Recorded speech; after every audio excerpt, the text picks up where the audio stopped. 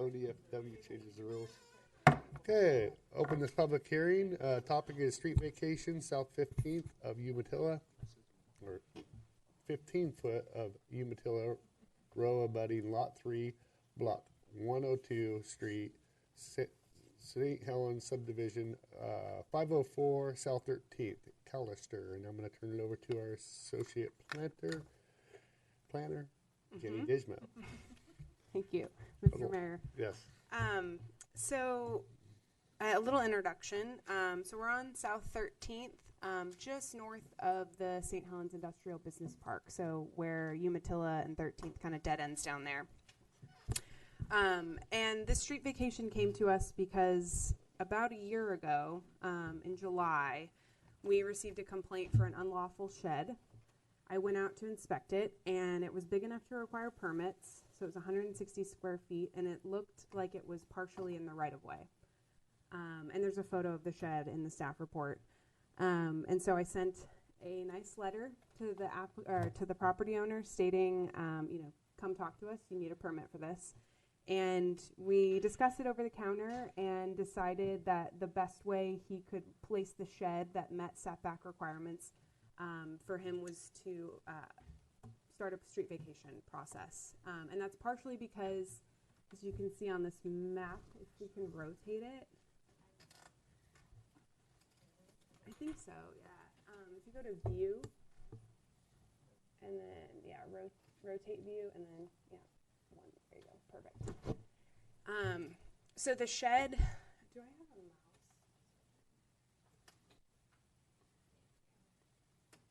mouse? So if this works. So the shed was placed kind of right about here, if you can see my pointer, which you probably can't. That's a little better. So it was right about there. What was I saying? So we decided that because they're a corner lot, their side setbacks are a little bit greater than if they were an interior lot. And so in order to place the shed in a lawful location, the street vacation of 15 feet was the best way to accommodate that. So he went out, got signatures. This map shows that he got 77%, just over 77% of all affected properties. Giving consent, you need 66, which is 2/3.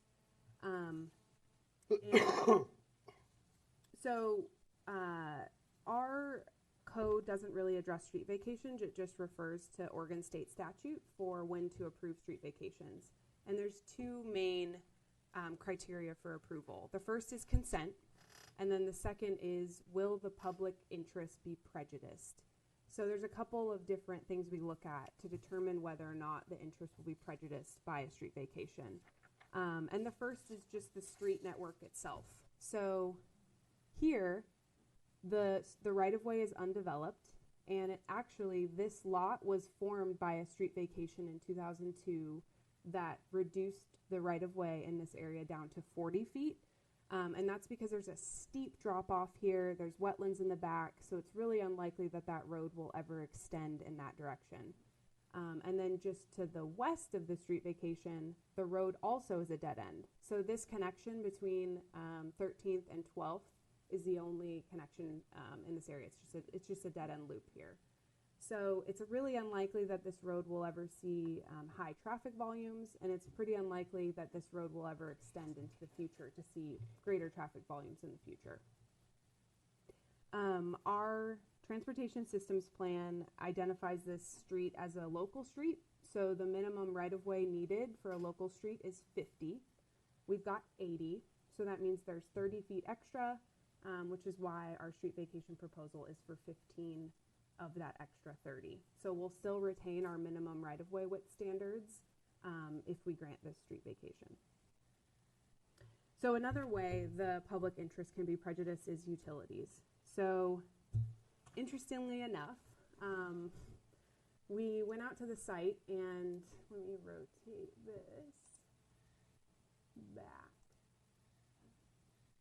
Zoom out a little bit.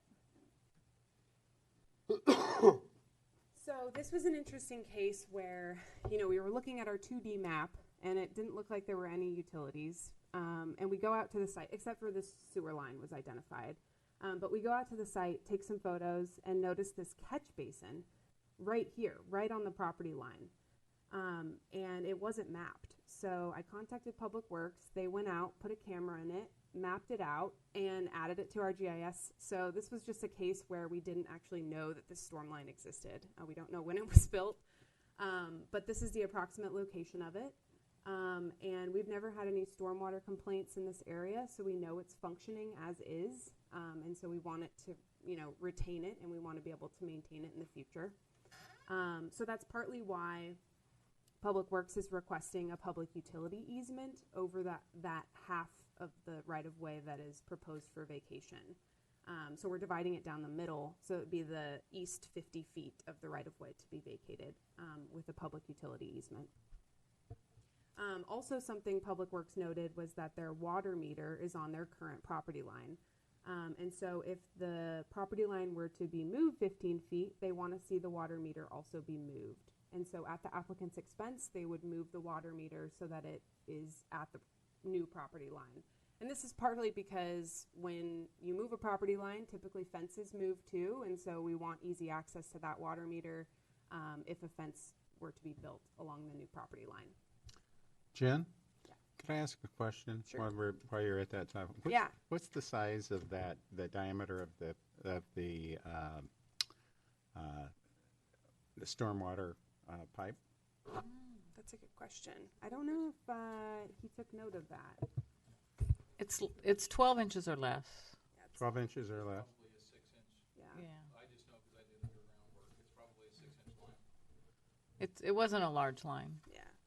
And is there any liability attached to if that line is there and it's the city's? Mm-hmm. What kind of liabilities are attached to that with failure or flood or any kinds of issues? Was that discussed with staff? Do you want to touch on that, Sue? It wasn't discussed. There wouldn't be any additional liabilities over and above what it currently exists, especially if an easement is retained on that easterly portion of the vacation request area. That way the city has the ability to go in and maintain that, replace it, reconstruct it, put in something larger, take it out, whatever is necessary in the future. Okay, and that would be the city's responsibility. Correct. 100%, yes. Okay, thank you. So it would be no different than these sewer lines that run down the middle of property lines. Right. Thank you. So something else Public Works also requested was, should the applicant build a new fence along their new property line, a 12-foot gate would be installed so that we could have easy access and to maintain that storm line that exists. We just touched on the 3 conditions. So staff does recommend approval of this street vacation with 3 conditions. First being the public utility easement as shown on this map here, so the easterly 50 feet of the right-of-way. The second being relocation of the water meter in coordination with Public Works so that the water meter is on their new property line. And then the third being the gate. Should a new fence line be installed. And I would assume that the applicant would then also apply for their accessory structure permit when they relocate that accessory structure. So staff doesn't see any issue not to grant this other than meeting those conditions. I don't think the public interest is going to be prejudiced in any way by granting it. You said relocating their accessory structure unit. Yeah, so that's what this whole street vacation started with. Was I know, but I thought that they were getting the vacation so it could sit where it is. No, so they want to relocate it into their backyard. Currently, it's actually in the right-of-way, so it would be within their new side setback. Oh, So okay. it's like right about where my cursor is, approximately, and they're gonna have a 10-foot side setback because they're a corner lot, and so they want to put it, in their new yard back here.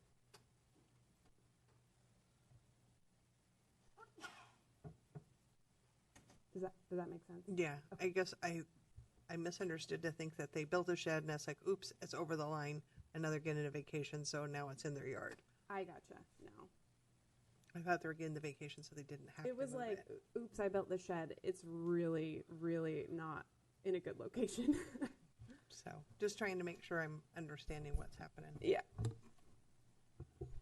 Are there any other questions? We have the app. If you were to relocate that sewer line from basically the top basin down the middle of that street, any problems with the rock underneath it, or is it? Do we know? I would guess very much that there would be rock. However, if that was to be relocated, that would no longer pick up the stormwater because it rolls off to the Oh, okay. side there. And So it's it's down low. topography why it's put Yeah, there. Okay. Yes, Currently in a exactly. low spot. Yeah. And we wouldn't want to leave the applicant with a yard that would potentially flood because the water couldn't get there any longer. Yeah. It's located because of topography as compared Yes, yes. to we just Yeah, were there today. exactly. Any other questions? I think the applicant is here if you'll allow. Yeah. Great. Hello, everybody. I appreciate you considering this. In regards to the flooding issue, I just wanted to address it. Being it's my background of excavation and stuff like that, I did use a laser and take some elevation shots around from the high points of the road and all that. And judging by the elevations and where they're at, that catch basin is actually only draining about 10 feet in a circular dimension there. So it's not a really large area that it's actually draining. And we went as far down as to 12th, and just all the water runs down, usually the road or the ditch on the other side of the road. So I just didn't, wanted to make sure that if it was a huge deal, I would probably reconsider, but it doesn't seem like it's draining very much. And like Jenny said, in the street, just dead ends with the other vacate that was done. So I just appreciate your time and that. I agree to everything that needs to be done. So I'll make sure the gates and they have access there and everything they need. And I will make sure that water meter's relocated and everything. So I just want to be in compliance with the city and get it all squared away. And then that agreement would go with the property permanently, is that correct? Yeah, it would be a public utility easement recorded on their deed. Yeah. So, but I just appreciate your time. Thank you. Thanks. Any other testimony? Not a hot topic. Cool. Okay. This public hearing is closed. So like I said, we'll be deliberating